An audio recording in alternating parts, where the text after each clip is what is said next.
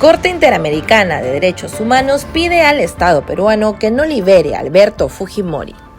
Procuraduría señala que la decisión será acatada de inmediato. Abogado de Fujimori considera que en la Corte prima la ideología sobre el derecho. La Corte Interamericana de Derechos Humanos requirió el miércoles al Estado peruano que se abstenga de ejecutar la orden del Tribunal Constitucional de disponer la libertad del expresidente Alberto Fujimori.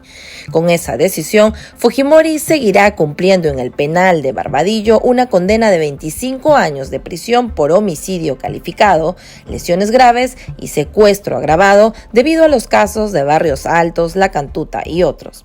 La resolución fue comunicada al procurador supranacional Carlos Reaño Valareso, representante del Estado peruano ante la Corte Interamericana de Derechos Humanos.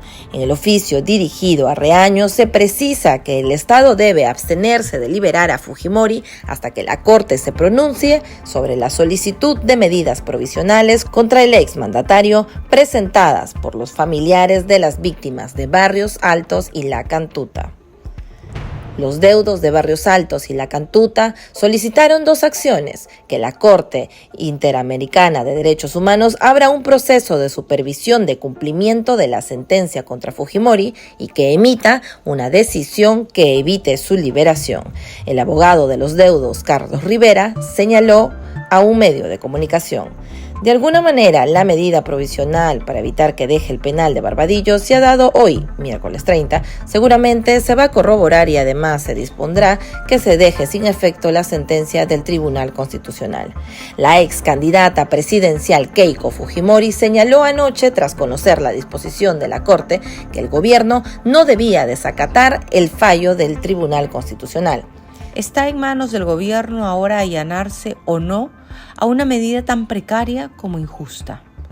Si existiera un mínimo de equilibrio en su evaluación, no debería desacatar el fallo del Tribunal Constitucional. De ceder ante una maniobra tan perversa e inhumana, mi familia hace responsable a este gobierno de las consecuencias que su decisión pueda generar en la vida y la salud de Alberto Fujimori. Rivera dijo que la decisión de la Corte Interamericana de Derechos Humanos era casi inevitable, porque el fallo del Tribunal Constitucional incurre en gravísimas omisiones y no tiene ningún argumento constitucionalmente válido.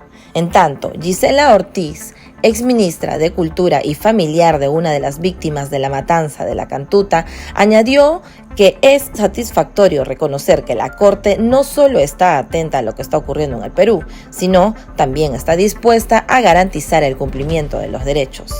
El abogado de Alberto Fujimori, César Nakazaki, puso en duda que la decisión se ajuste a la ley. Hoy predomina en la Corte la ideología sobre el derecho, aseguró a un medio de comunicación. Esto fue Heraldos Perú.